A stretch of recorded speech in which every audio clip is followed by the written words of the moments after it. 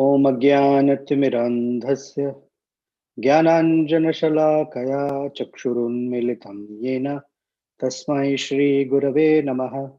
श्रीचैतन्यमनोभीष्टं स्थापितं येन भूतले स्वयं रूपः कदा मह्यं ददाति स्वपदान्तिकम्। वाञ्छाकल्पतरुभ्यश्च कृपा सिन्धुभ्य एव च पतितानां पावनेभ्यो वैष्णवेभ्यो नमो नमः। जय श्री कृष्ण चैतन्य प्रभु नित्यानंद श्री अद्वैत गदाधर शिवासादि गौर भक्त वृंद। हरे कृष्ण कृष्ण कृष्ण हरे हरे, हरे राम राम राम हरे हरे। कूजन्तं राम रामेति मधुरं मधुराक्षरम् आरुह्य कविता शाखां वन्दे वाल्मीकिकोकिलम्। मनोजवं मारुततुल्यवेगं जितेन्द्रियं बुद्धिमतां वरिष्ठं वातात्मजं वानरयूथमुख्यं श्रीरामदूतं शिरसा नमामि। आपदामपहर्तारं दातारं सर्वसम्पदां लोकाभिरामं श्रीरामं भूयो भूयो नमाम्यहम्। दक्षिणे लक्ष्मणो यस्य वामे च जनकात्मजा पुरतो मारुतिर्यस्य तं वन्दे रघुनन्दनम्। So welcome back. We're going to continue with Aranya-Kanda. And in Aranya-Kanda, there is an interesting episode.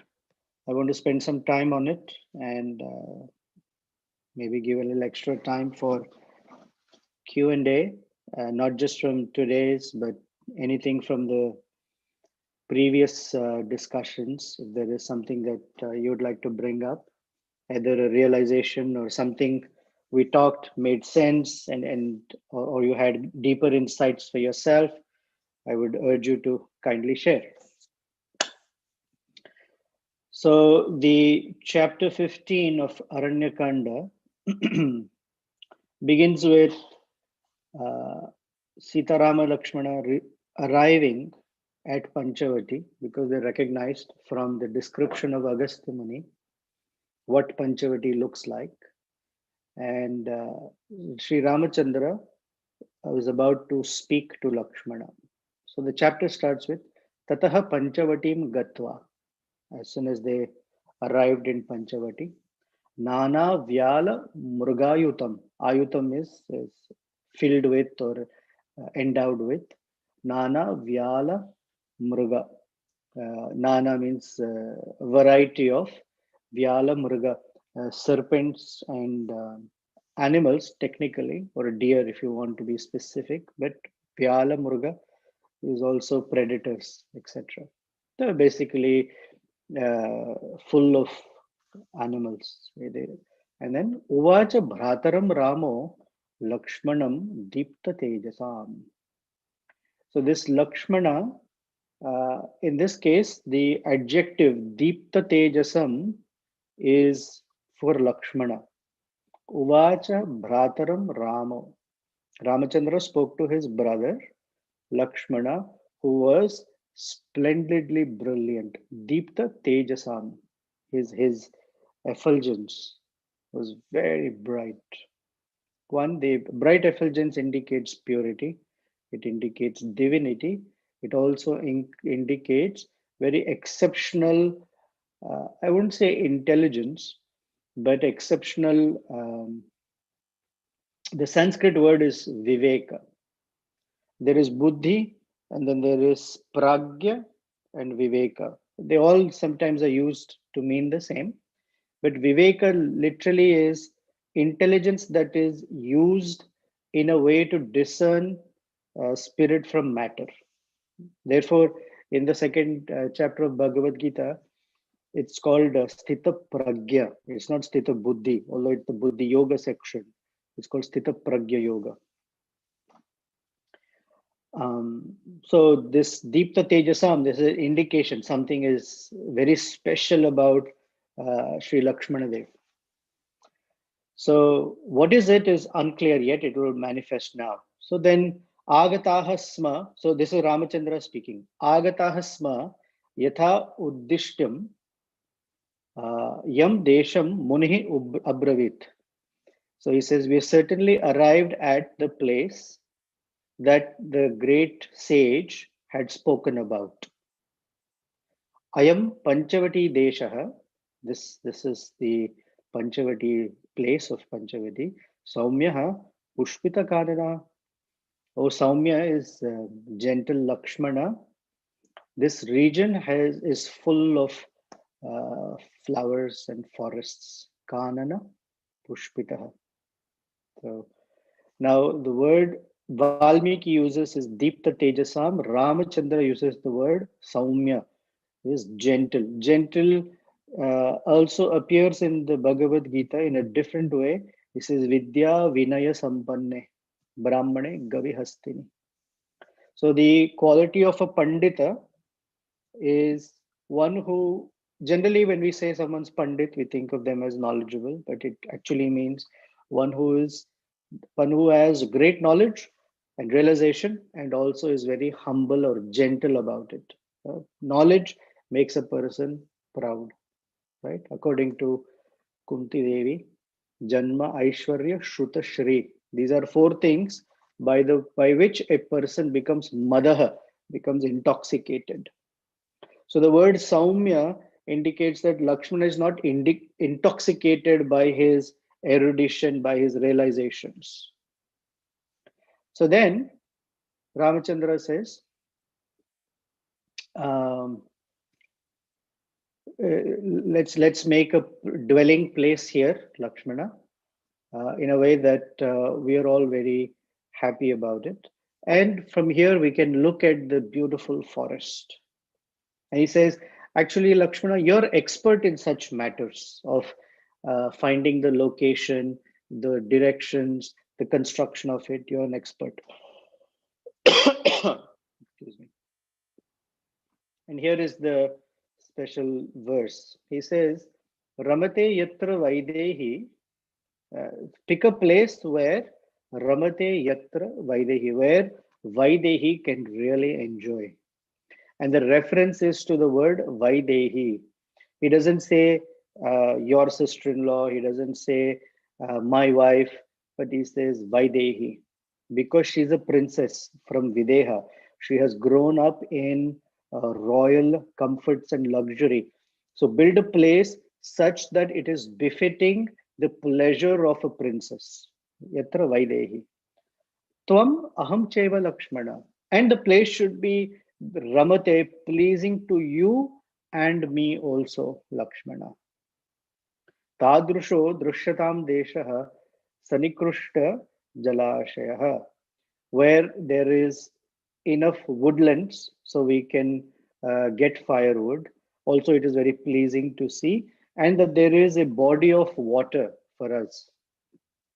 Jala ashaya, to be able to nice fresh water to drink.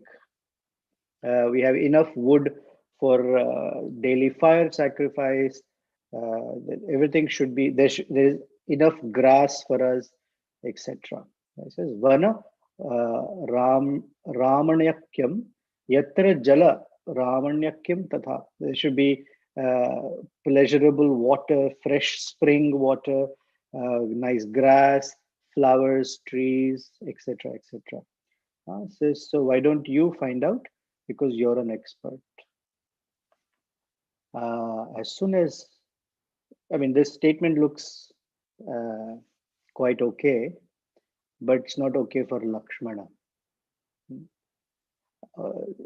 Lakshmana, as soon as he hears these two shlokas from Ramachandra, immediately he folds his hands, bows his head, he says, Eva Muktaha tu Ramena Lakshmanaha Samyata Anjalim. Samyata Anjalim, like this. Sita Ramaksham Kakustham idam vachanam abravit. So he addressed Ramachandra and Sita Devi. Although he's speaking to Ramachandra, he's addressing both of them. Remember for us that our entire bhakti is in the understanding that we are we generally say, I'm a servant of Krishna, which is true.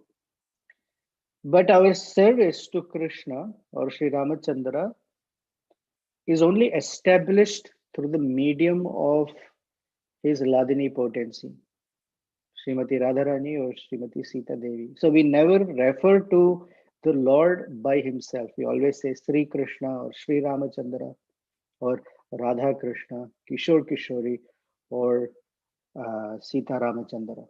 Always the reference to the potency is first, except Kishore Kishori. That's Prabhupada's very special way of naming them.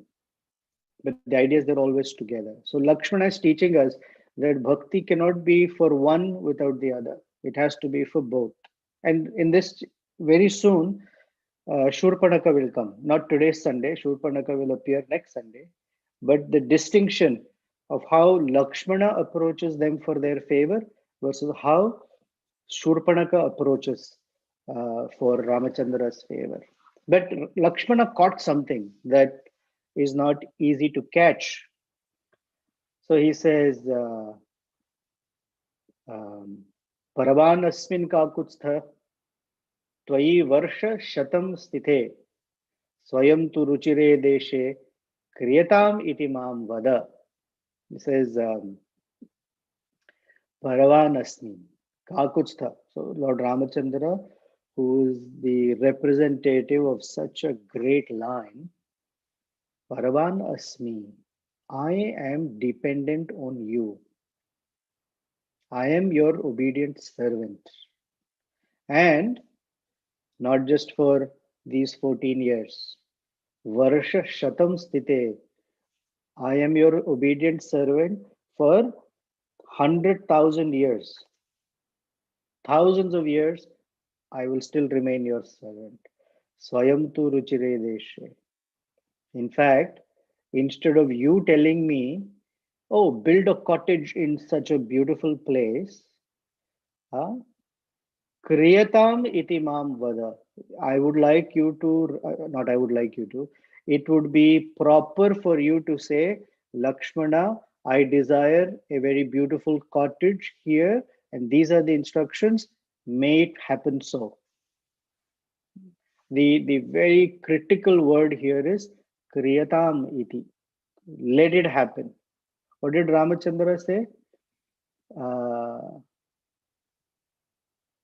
He says,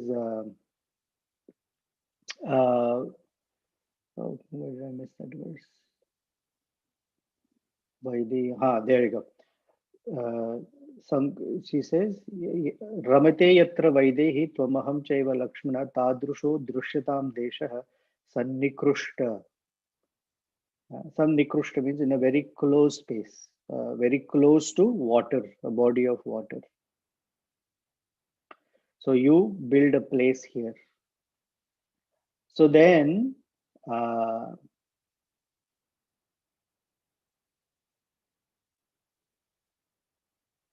Lakshmana picks up on that little word and he says, no. Actually, and this is a whole description of Lakshmana being an instrument of Ramachandra, or instrument in the hands of Ramachandra. Our entire bhakti is pivoted on or resting on this one point. The one point is not that I serve the Lord according to my likes and dislikes, but I serve the Lord and his consort according to what is favorable to them. Right? The entire Nectar of Devotion book, Rupa Goswami has identified the most important verse is Anya Bhilashita Shunya Jnana Karma Anavrata Anukulyena Krishna Anushiranam Bhaktir Uttama. Transcendental or pure bhakti. Uttama means one is not mixed with the modes of nature. Such bhakti has to be one cultivated, so sadhana bhakti. But that cultivation has an adverb. How?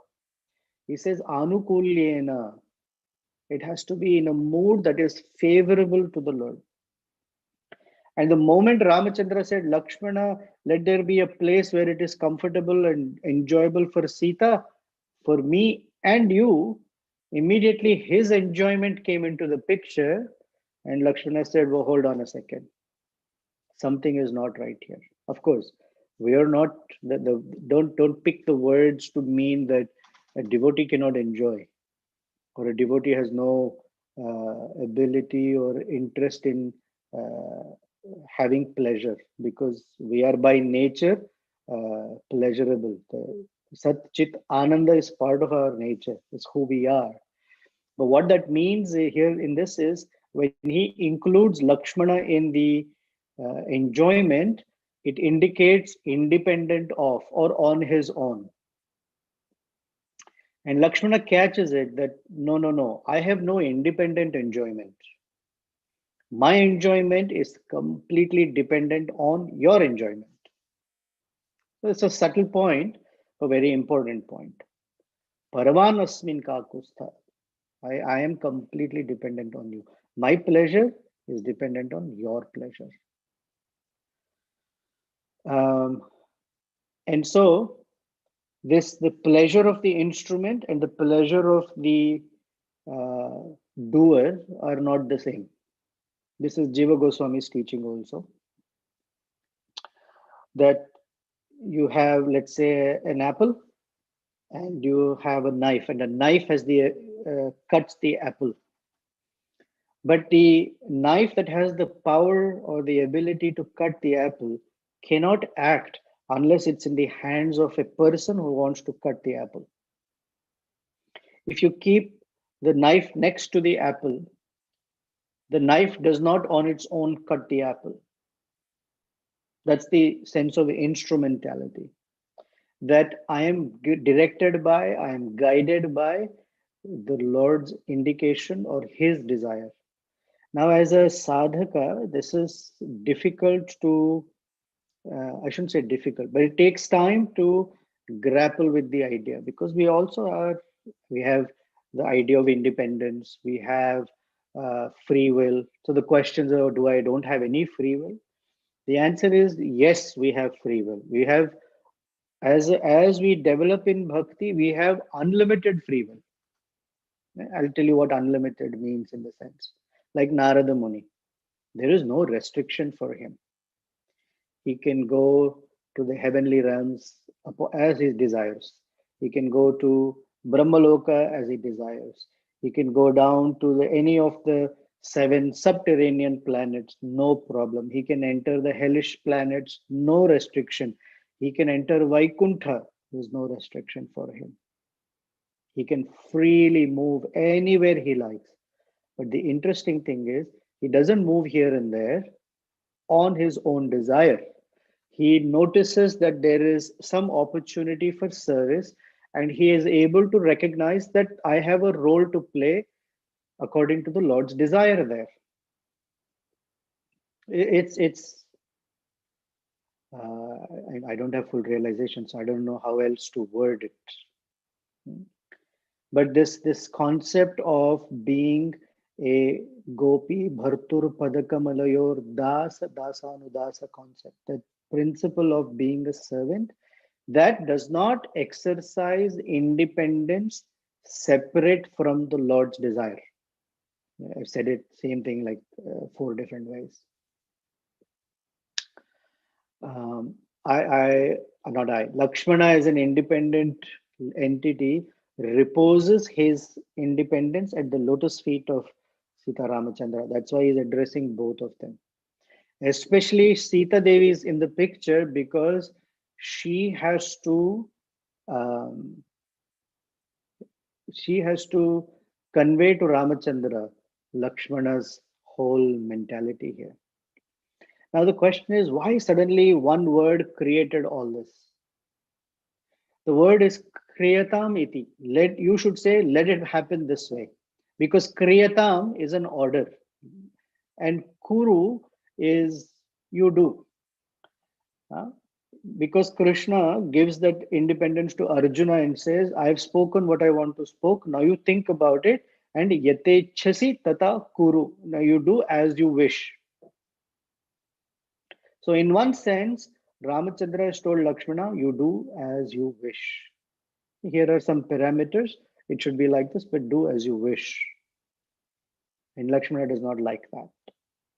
He says, you should give me an order, let it happen. So it's a slight modification of the word, sometimes semantic, but it is the whole philosophy embedded in that word.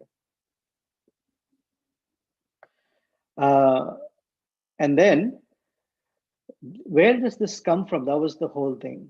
And as soon as Lakshmana spoke like this, and I'm going to go back to why Lakshmana spoke like this with folded hands, is because he realized that Ramachandra is very, very exacting. It is Ramachandra's correcting Lakshmana, for Lakshmana said something 12 years ago. So by Lakshmana's words, Ramachandra became very, very pleased. He says, Supritaha tena vakyena Lakshmanasya mahadyutihi. This mahadyuti again is an adjective for Lakshmana, right? And therefore Ramachandra was very pleased. Supritaha, very, very pleased. Tena vakyena, by his words. Vimrushan rochayamasa desham sarva guna anvitam. He said, Ramachandra then selected a place that was perfectly suitable for what they wanted. Then Ramachandra took Lakshmana by his hand, brought him to the place where would be the perfect site for building the hermitage, and told Lakshmana, in this place, may you create that ashrama. So now all the acharyas, Govindaraja, what's his name, Periyavachan Pillai, etc., they all refer to this incident. That what had happened 12 years ago, because they have been in the forest for 12 years, Ramachandra waited 12 years to make a slight correction in Lakshmana. And I'm going to deal with this topic in a moment. 12 years ago, when Sri Ramachandra and Sita Devi were ready to go to the forest, Ramachandra convinced Lakshmana that he should not go along. At that time, Lakshmana fell on the floor, held Ramachandra's feet very tightly, and pleaded or petitioned Sita Devi. So there's that famous verse, Bhratush Charanam Nishpidya. Nishpidya is to embrace very tightly. And he addressed Sita Devi. And he said, let me go with you because I will do everything for you. Aham sarvam karishyami. Jagratah swapataschate. While you are awake and asleep. So the commentators pick up on that phrase, Aham sarvam karishyami. Although Lakshmana is a very amazing servant, Ramachandra detected slight sense of independence in Lakshmana. Just in his speaking, although Lakshmana has not demonstrated it like that, but Ramachandra, being very, very precise and exacting, picked up on it that Aham sarvam karishami, I will do everything. And Jagrata swapataschate. So when you're asleep, I will do it. It is a sense of independence. We should not think Lakshmana is independent, but because the Valmiki Ramayana is a book of Sharanagati, even the slightest deviation, Ramachandra picks up on it. Now, we may think, oh, I am a sadhaka, and I'm even not even a great sadhaka, I am a bungling sadhaka. And if Sri Ramachandra or Radha Krishna are so picky about a word I said or a statement I made, I have no hope. Very easy to become hopeless.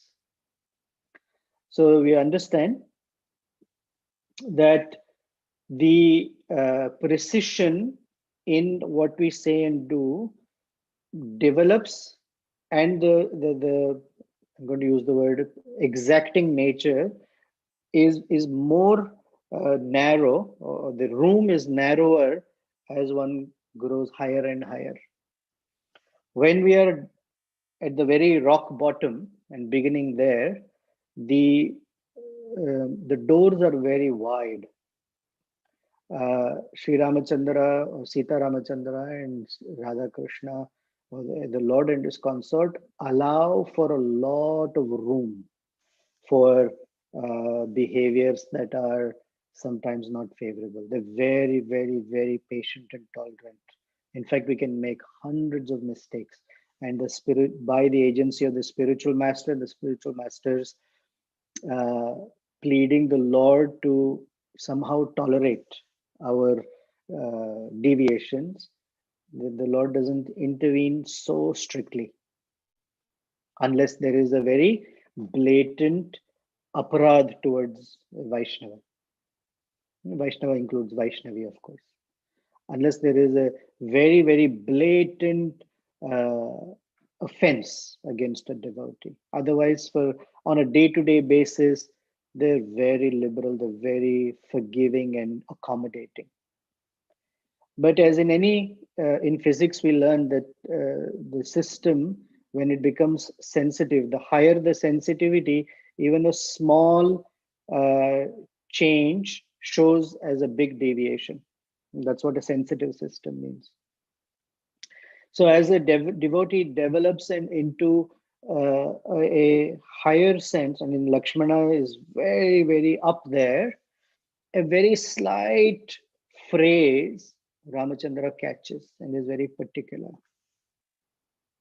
We see in the life of Bharata, not the Ramayana Bharata, but the Bhagavatam Bharata, a devotee in Bhava stage. By his slightly becoming attached to a deer, his life went into a stage where he became a deer in his next life, right? Very, very slight. In fact, even to the degree that in the Rasa Leela, Krishna and the gopis, the moment it is said that Krishna sensed a little bit of pride. Oh, Krishna is only with me. I am the only object of his uh, glance, and I'm the only object of his love and affection. Krishna disappeared from the Rasa Leela. So that intensity and that precision is at a higher realm, and or it is progressive from where we are to where we want to go. So Ramachandra is very particular. And Lakshmana caught it, and therefore Valmiki gives us some hints that he is called Mahateja, Mahadyuti, Saumya. And by the reference of Saumya, it means you pay attention to every little thing that Ramachandra says. You pick on every word because it is full of meaning. Okay. So then Lakshmana built very, very perfect cottage for them.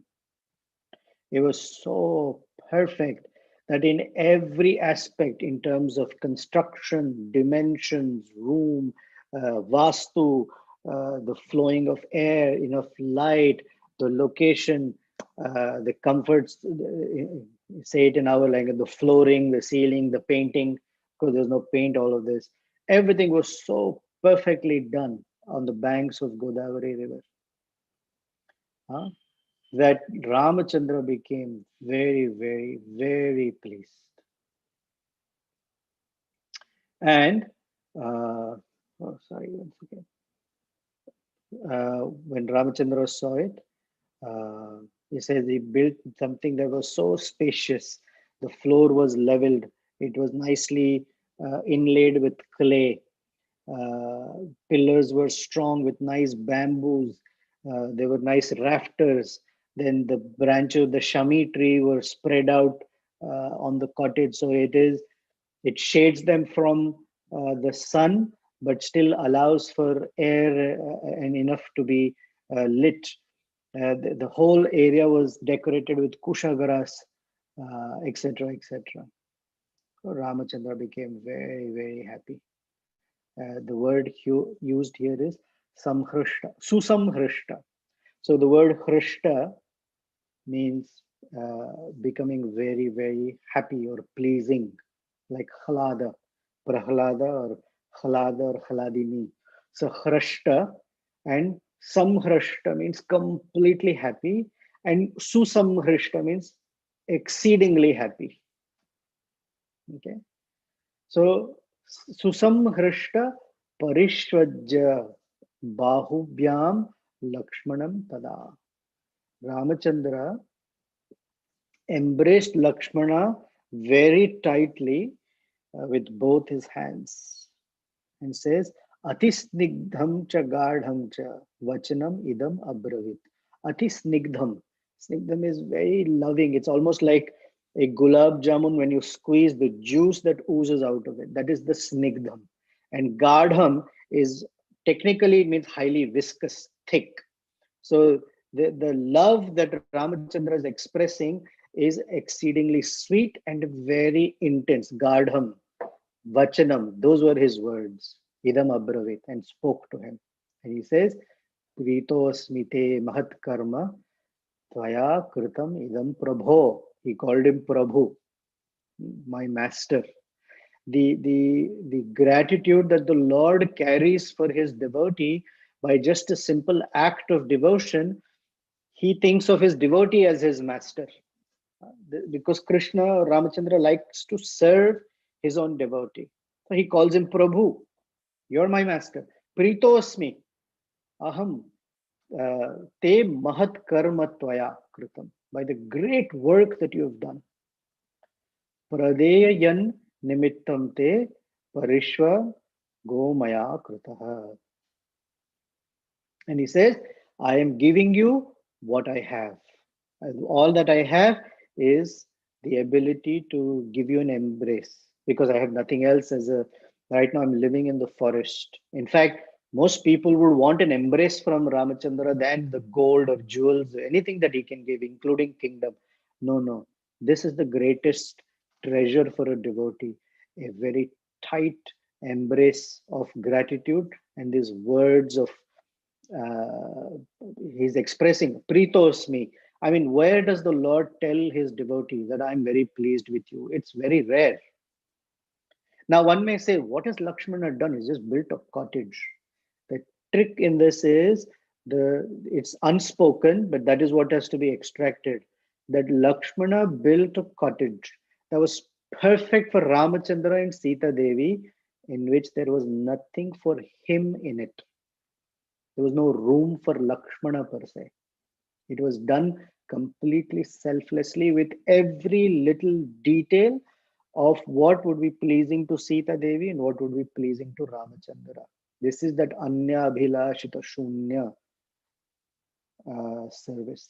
That is what Ramachandra has picked up. It's not that he constructed a cottage. It's not the quantity of it or not the that of course is fantastic, no doubt. But love is in the details, and the details is what Ramachandra picked up and said the mood in which you have done. So, and embraced him. And this is a famous verse that Ramachandra expresses his gratitude to Lakshmana. Bhavagyena, Kritagyena, Dharmagyena cha Lakshmana. Tvaya putrena dharmatma na samvritah pita mama. The building of this cottage by Lakshmana is not just in a mood of servitude that, oh, I'm serving my older brother. That is there. But it's also imbued with so much vatsalya, parental love, as if Lakshmana is taking care of a young child, Sri Ramachandra. Although younger brother is playing the role like a parent. And that's what Ramachandra has picked up on. So he says, Bhavagyena. The three words are very important in this verse. I mean, actually, every word is important, and I'll say each. Bhavagyena. Gyena means to know or to extract the deeper essence of something. Right? Gyena. Bhavagyena. You have understood the inner movements of my heart. Like Rupa Goswami. Sri Chaitanya Mahaprabhu said that he has understood the inner movements of my heart. So Rupa Goswami, we pray to him. Sri Chaitanya Mano Abhishtam. Whatever is something pleasing in the heart of Chaitanya, you have understood. and sthapitam yena bhutale, that you have done for us on this earth. So bhavagyena, not the words, but the intention behind those words you've picked up. You've understood the deepest desires in the core of my heart. I mean, who can understand what's in the Lord's heart? He understands every little desire, movement, direction that our eyes and heart moves into. He understands. He is bhavagyena, and so is Lakshmana, because of love. So the doorway to the Lord's heart is love, not flattery or the sense of giving gifts, but it is the intention with which it is given. So bhavagyena, you've understood. Kritagyena. Kritagya has two different meanings, obviously. One, kritagya is your ability or your skill. Hmm? So your skill is so wonderful, Lakshmana. In fact, Ramachandra wonders, where did you learn all this? How did you build such a fantastic cottage with such precision, structural engineering, civil engineering? Everything is there. How did you get this? Your skill is fascinating. Kritagyena. Another word for kritagya is being grateful. So kritagyena means out of gratitude, out of love. And dharmagyena. Dharmagyena is you've done not just something well, but you've done it rightly. And for the rightness is that it is perfectly in harmony um, with dharma, with religiosity. Nothing is out of place. It's perfect in all dimensions. And he says, Tvaya putrena dharmatma. Tvaya, through you, I have understood that you actually are a correct son for, I don't know, I'm going to say Dhritarashtra, Dasharatha, sorry. You are the perfect son for Dasharatha. You have established that Dasharatha is actually very fortunate by having you as a son. Generally, the word is called putra, right? The word use of the word putra is here. Putrena, because the word putra indicates that he is going to relieve or deliver his parents from the hellish condition called put. Pum naraka trayate iti putra. Punnama naraka trayate iti putra. Right? However, there is a funny tongue-in-cheek saying that there is the word putra who releases you from all sorts of the 27 hellish conditions, uh, or in this Kali Yuga, putra is one who makes you experience all the 27 hellish conditions while you're alive right here by his misbehavior. That's a tongue-in-cheek saying. But he says, Putrena dharmatva tam samvritaha. Pitamama, I have not forgotten my father. It also means that you have taken care of me in such a way that I don't miss the love of my father. Because the Dasharatha was very particular. Every little need of Ramachandra was taken care of by Dasharatha. And now the absence of Dasharatha obviously is being felt by Ramachandra, but Lakshmana's what he has done more than fulfills or compensates. So he doesn't miss his father the way he was or he would be. Bhavagyena, kritagyena, dharmagyena cha Lakshmana, tvaya putrena dharmatma, na samvritam pitamama. I do not feel that my father has gone.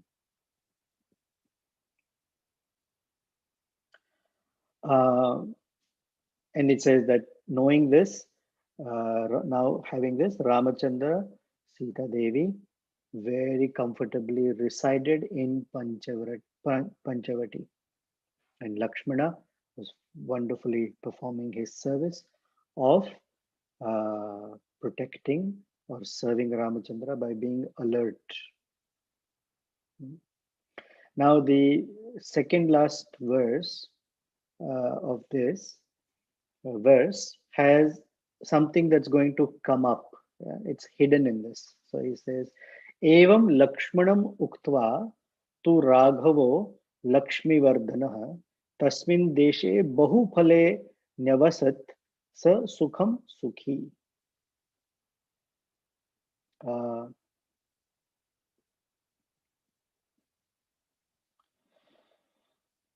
He says, Ramachandra resided very, very comfortably in this place. Okay, the word sometimes people, the last word sukhi, they say vashi. Regardless, lived very happily means, as a story writer, we know that when there is a prolonged sense of happiness, there has to be some twist in the story. This is how life is, correct? That Krishna says in Bhagavad Gita, Matra sparashastu kaunteya sita ushna sukha dukkhada agama apayino nit anityaha tam titikshasva bharata. That happiness and distress come and go like seasons. So when they are enjoying sukhi, anyone for us as a reader, we're thinking the demigods prayed to the Supreme Lord, please come and relieve us from the horrific treatment by Ravana and all of his Rakshasas. Ramachandra was sent to the forest for 14 years. 12 years or more have passed.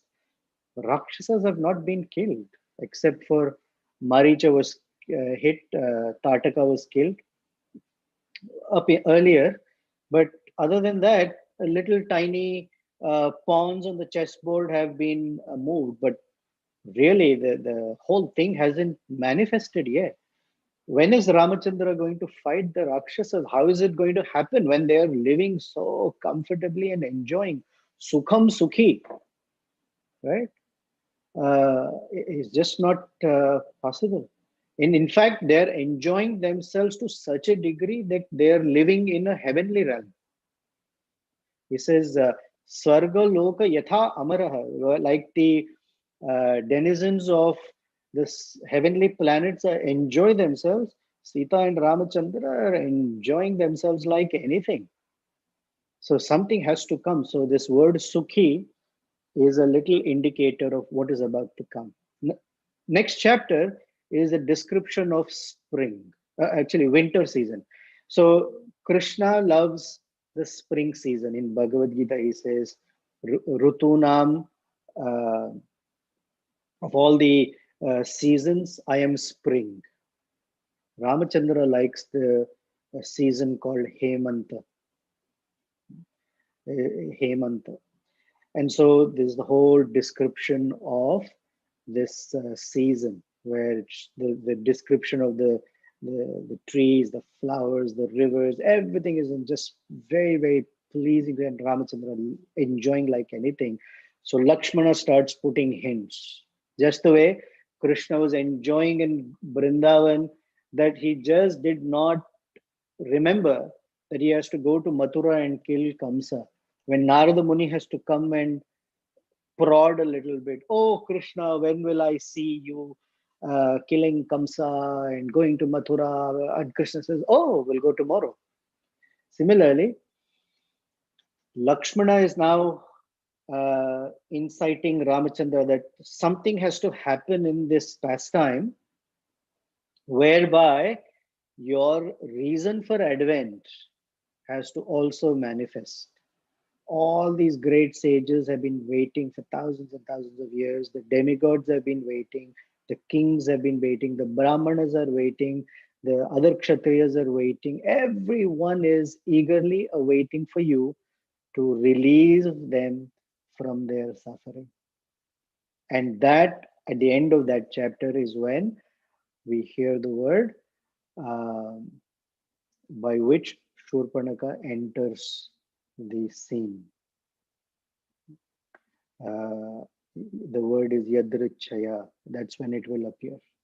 So I'm going to pause here and see if there are any questions or comments so far.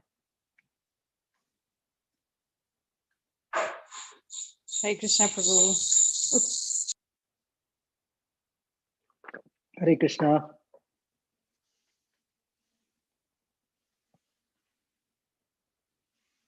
You're muted, Sri Radhika. I can't hear you.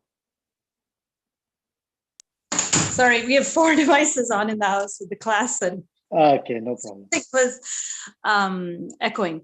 So Prabhu, when we hear of these examples of the gopis becoming proud or Lakshman having a sense of independence, now these are like absolutely perfect pure devotees. So are we to understand that this is just to instruct us and they actually are not proud and they actually don't have any independence? When we hear the word pride, we have an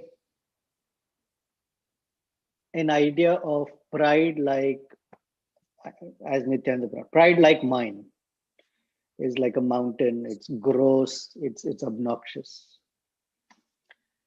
This one is a very refined sense of pride, and that pride is not something that hurts the Lord or is against devotional service, but there are these minor adjustments that Krishna is very exacting.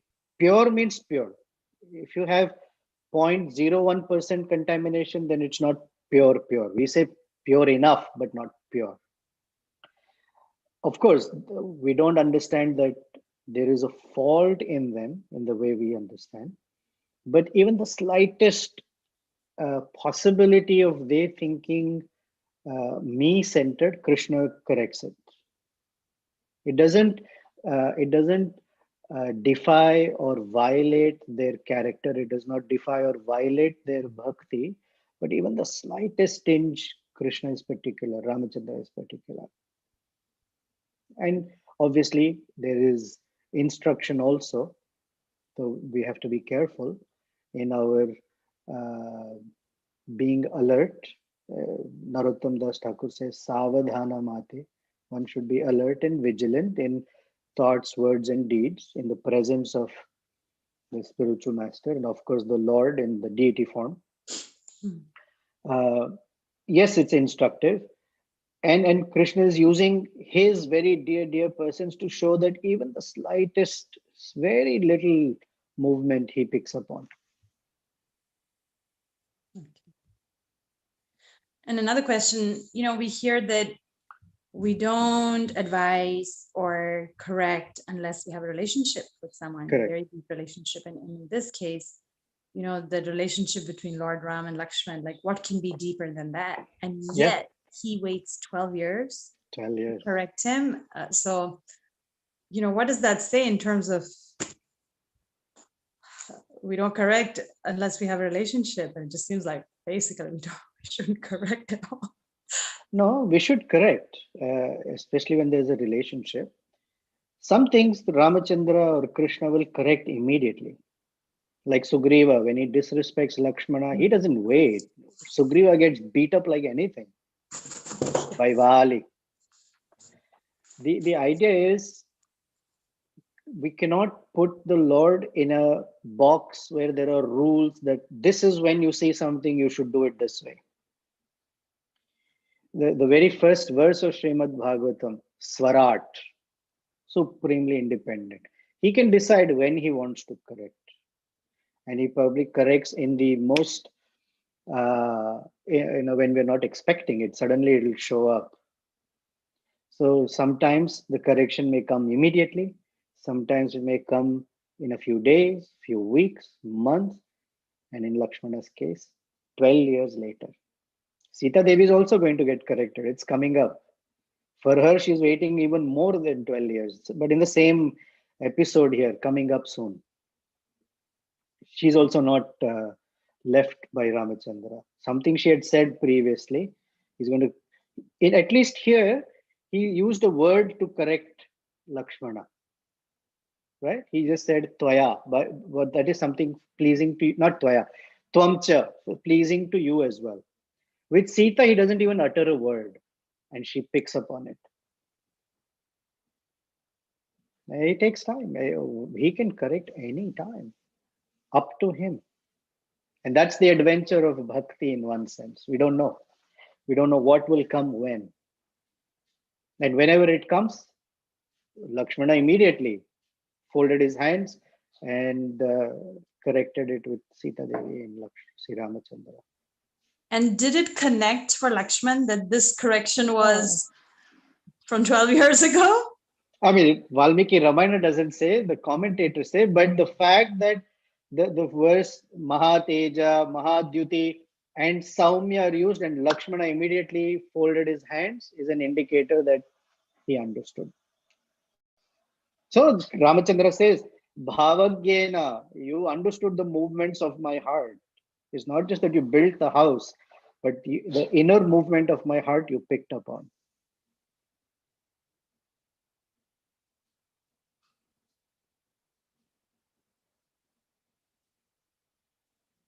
Fascinating, no? Sorry, yes, and it's so contrary to, in the material realm, when we become familiar with those who are closest to us, the liberties that we tend to take versus the refinement of the relationship and the exchanges and the communication is incredible and incomprehensible. And Lakshmana takes a lot of liberty. He is going to now prod Ramachandra when Sita is kidnapped and Ramachandra is crying. I'll give you an idea of Ramachandra's crying is so like a weak man.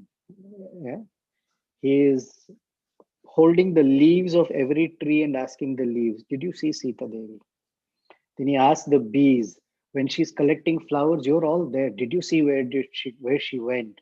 He's asking the grass, he's asking the deer, the bird, do you know, like a total, wretched man. And Lakshmana cannot tolerate it. He said, what is wrong with you? Why are you like this? And one may think that, oh, just by that one word, Lakshmana fell at his feet and now he's acting like this. So in the Sakhya Rasa, it moves from being an obedient servant to almost like a parent who can chastise. So the whole range of emotions is there. And he doesn't violate any of it in terms of etiquette. But the love has this dimensions. Very sweet. Thank you, Prabhu. Very, very relishable. Yeah, it is. Lakshmana. Thank you. Hare Krishna, Prabhu. Hari Bol. I was thinking what it takes to become refined, meaning like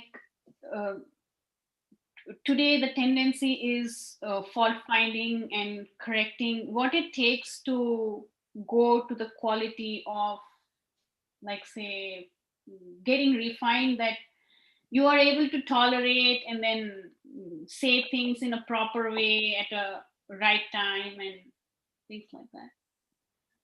So refinement is by the awakening of the dormant soul. Sat, Chit, and Ananda. These are the words. Chit is not just I have knowledge, but Chit means in Bhagavad Gita, Arjuna asks, "Oh, you're talking of Sthita Pragya. Can you describe to me the personality who's a Sthita Pragya?" And he uses the word Sthita Pragyasya ka bhasha. What is his speech like? How does he sit? How does he move? And meaning, how is he or she refined like that? And Krishna gives a whole set of verses on this is Sthita Pragya. The inner, the external, everything is refined. And the refinement comes by following Rupa Goswami's formula. Vaidhi Bhakti to Raganuga Bhakti, Bhava and Prema. That's the refinement. And the Bhagavatam also gives us the very, very specific refinement. Shushushayo Shraddadhanasya Vasudeva Katharuchi Syan Mahat Sevaya Vipra Punya Tirtha Nishevanat Shrunvatam Svakatha. The whole set of verses. Vidhyate Sarva Samshaya Chidyate Sarva Hridaya Grantihi Kshiyate Chatmanam, Drushta Evatmanishware. The set of verses, first canto, second chapter, verse. 54 onwards. No, not 54. I think it is from 12 or 13, Oh, sure. or 7 or 8, somewhere through 15 or 16. That's the entire unfolding of bhakti that Rupa Goswami tells us is from Adav Shraddha, Tata Sadhu Sangha, Bhajana Kriya, Anartha Nivriti, Nishta, Ruchi, etc. Same thing, just said differently. We are on the right path. We are moving in that direction. We're supposed to be moving. We are the International Society for Krishna Conscious. We are supposed to be a movement. So progressively. Like age, we don't notice age creeping up on us. Sometimes we say, oh, look at that. Hair is graying, whatever, skin is not so tight it used to be. Oh, I'm aging. But it's not like on a day-to-day basis, you can't tell the difference. You can just tell on certain milestones. Similarly, Rupa Goswami gives us milestones of development of bhakti. That is being refined. Refined means in steps, whatever does not need to be there is being removed.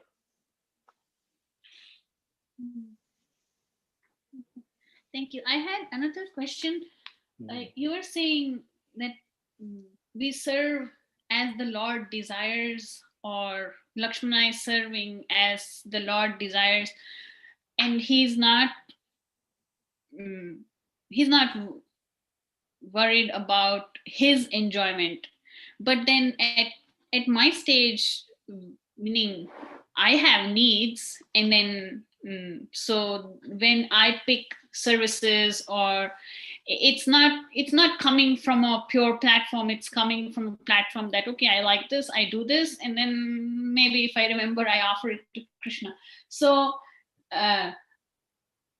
is it the same question, that how to get there? Or Yeah, but if I remember I offered to Krishna, then that's not bhakti. There is a word called bhukti. Bhukti and bhakti are very, very close to each other, except for a little, if you put a u matra, that to a short u matra in bhakti, it becomes bhukti. So they may look very similar, but it is deceptive. I'm not saying you're deceptive, please. Who am I? I'm myself very deceptive. That's not the point. I'm making a philosophical point that bhakti and bhukti have the slight seemingly, or it can be very distinct. But when Krishna is at the center, it's bhakti. When I'm at the center, it's bhukti. Physically, I may be doing activities, but internally, I should try to bring my heart into it, how much ever I can. Right now, I may not be able to give 100% of my heart. No one expects it. Therefore, we start with rules and regulations. So, along with the physical following of rules and regulations, there is the participation of the heart a little bit. Anukulyena. And we don't know how Anukulyena is. Therefore, Anushilana. We follow looking at others. We hear about others. And we bring our heart in. Your heart's already there. You don't have to say, if I remember, I offer to Krishna. I mean, that's nice to say, but I've known you long enough. There is heart there, more heart and more heart. We want to put it there, and it's part of the development. If Krishna is not there in your life, any one of us wouldn't have made it this far. We can't fake it so much.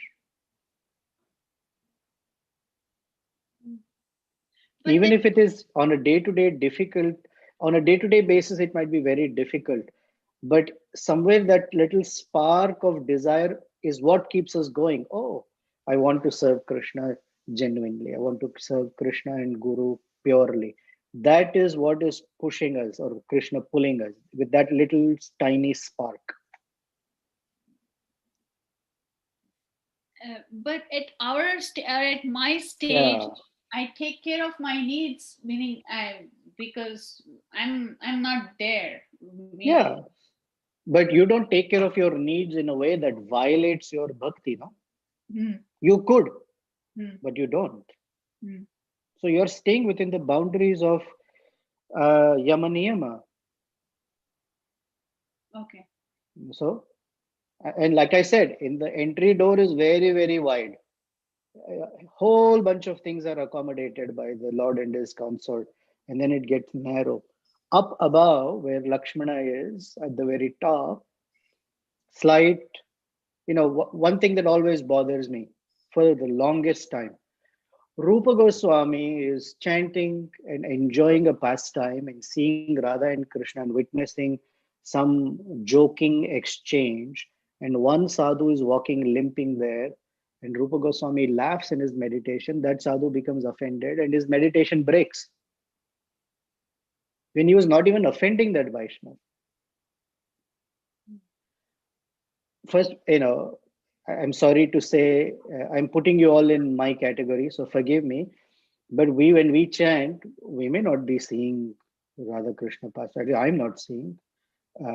It's great if I can keep my eyes open and not yawn. But even then, sometimes we may say things about devotees, but the offense it could be offensive by our words and behavior. Still, it's sometimes the needle doesn't move so much for us that, oh, I created an offense. Seems like nothing happened. At that level, the precision, like I said, is very, very. The room is very narrow. One small thing, and it is Krishna, corrects it. He gives us a lot of room. He's very patient. That's what we are all banking on, that he is Deena Dayal, he's unlimitedly patient, unlimitedly tolerant and forgiving, and that is what is helping us move forward. Okay, so don't keep saying, but I don't have, but I have needs. That's not the point. Our needs, but you also notice that your needs are not being fulfilled outside the boundaries of bhakti that you have voluntarily decided to be within.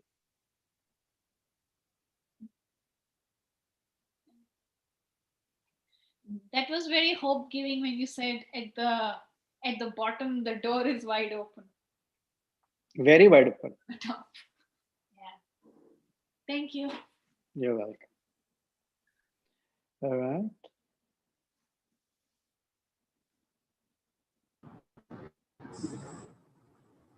Okay, here's a question on the text. This is a follow-up from my answer to Amara Mataji or her question from last week. I can't remember, like Rajbihari Prabhu said, I don't remember what I had for breakfast today. When insufficiency is coming from false ego, how to avoid it? When we know it is coming from false ego, there is no magic trick. You confront it. If I don't know, then obviously there's a lot of research to do as to where is it coming from. If I know it is coming from false ego, then we have the ability to correct that, because our thoughts uh, come from our intentions. So we change our intention consciously. Oh, I said or did something from false ego. My dear Krishna, Sri Ramachandra, I, I, I got caught in such and such egotistical mindset. Please help me correct it. Actually, I am a servant of yours and your devotee. So, can I try to correct that false ego into true ego? That is a conscious, deliberate action and thought and intention that we can change. Others are not going to come change for us. If we know it, then we change it. If we don't know it, we wait for Sri Ramachandra to make it glaringly evident for us. And as soon as we knowingly change it, things look different. Okay. Anything else? Oh, I think she posted in Rama corrected Lakshmana's apparent mistake after 12 years. My conduct is full of mistakes. What is the hope of correction for me? it appears like 12 lifetimes. Hey, very fortunate if 12 lifetimes. Great, great. At least it's defined in 12 lifetimes. When Chaitanya Mahaprabhu told Mukund, I don't want to see you for a million years or a million lifetimes, he started dancing. At least in a million years, I will have darshan of Chaitanya Mahaprabhu. Of course, we cannot dance like that. I cannot dance like that. But the idea he's saying is, I have hope that even then there is mercy from your side. Don't worry. You're in the association of devotees. Lakshmana didn't have devotees around him to correct him immediately.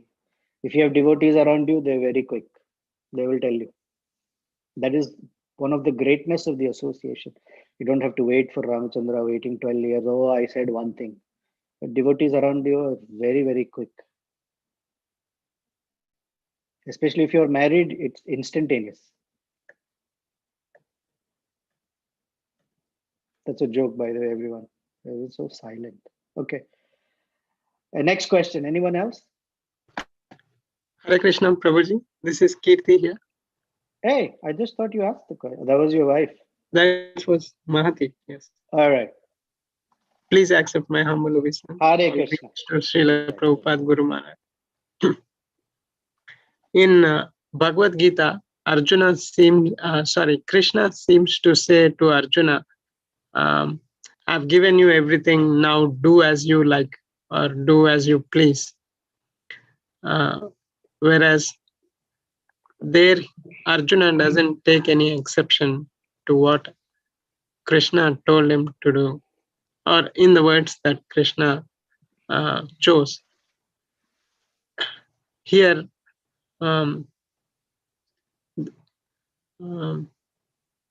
Lakshmana took exception to what Rama spoke. It is what is the difference here, Prabhu? Two different people, two different contexts, two different situations, and two different lessons. And Arjuna responds back, I will do exactly as you wish. So the sentiments are similar, but the contexts are very different. Arjuna represents a sadhaka, someone who's coming from just thinking, I don't want to do my duty. Lakshmana is representing, pure devotional service. And Arjuna's mood also comes to that, right? When Krishna says, Arjuna, nimitta bhava savyasarchi, just become an instrument in my hands. And that's what Arjuna does. He says, yeah, now I fully understood what you want to say. Nashta moha smritir labdhva. Karishye vachanam tava. Very similar to Lakshmana's sentiment. I don't see, but the contexts are different, the situations, the instructions, the way they are spoken are different, but similar mood of instrumentality. Even Hanuman in Sundara Kanda, first chapter says, Yatha Raghava Nirmukta Sharraha Swashana Vikrama Gachet Tadvad Gamishyamihi Lankam Ravana Palitam. Just as at the speed of wind, I will go to Lanka, just like an arrow released by Ramachandra. And the whole idea is the arrow has no separate existence or power or capacity unless it is shot by Ramachandra. It's instrumentality spoken by each devotee and in their way of expression of it. I don't see inconsistency. Do you? I don't see any inconsistency, Prabhu. I just wanted to hear from you how or the mood with which these two devotees were surrendered taking. is surrendered. Arjuna has already surrendered to Krishna. He said, right, in the second chapter, Shishyasteham Shadhi Mam Tvam Prapannam. Here Lakshmana is also Prapanna devotee. Arjuna is also Prapanna. Very similar. In this, the relationship has the beauty of their being in the forest, and so something he said was picked up by Ramachandra. Even Krishna picks up when Arjuna says some great words. Krishna doesn't leave him. That's how the very first words Krishna speaks in Bhagavad Gita is chastising Arjuna. Klaibyam mas magam partha. Oh, why are you speaking like a, oh, Ashochan anvashochastam pragya vadamcha bhasase. He tells him you're speaking like a very learned fellow.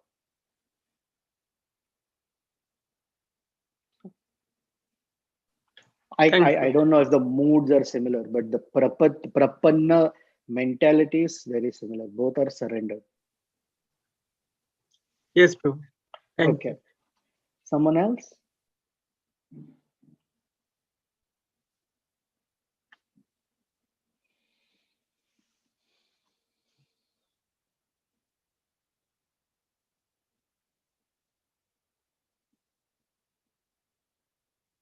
Okay, looks like nothing else. Thank you. I'm very grateful that you joined today as you do every week. Lakshmana is a great teacher. His love for Ramachandra cannot be fathomed by a conditioned heart. Yet it becomes accessible by the great teachers, the great commentators who dumb it down for us so we can see it, we can appreciate it, and hopefully absorb it as well in our mood of service. It casts light actually on all the gaping holes that are there in the practice of our bhakti yoga, and it is not meant to uh, put us down or shame us, but that gaping hole gives us great insight into, wow, I never knew. And I'm so grateful that by this one act between Ramachandra and Lakshmana, I can recognize so many gaping holes. When I think of gaping holes, I remember my spiritual master's words when he describes Kolavecha Sridhar, a great devotee of Lord Chaitanya, who used to wear a dhoti that had so many holes in it. And my spiritual master says there were more holes than dhoti was there. And he would tie knots to cover those holes and put them on. So you can imagine how very small his clothing must be. So these gaping holes are important. They shine light and inspire us that, wow, I am now part of a process by which I have the hope and not only hope, I have the gift of Sri Ramachandra's embrace waiting for me whenever it comes. There is no, it has happened tomorrow or day after. Whenever it happens, when that happens, that would have made all of these struggles worth it.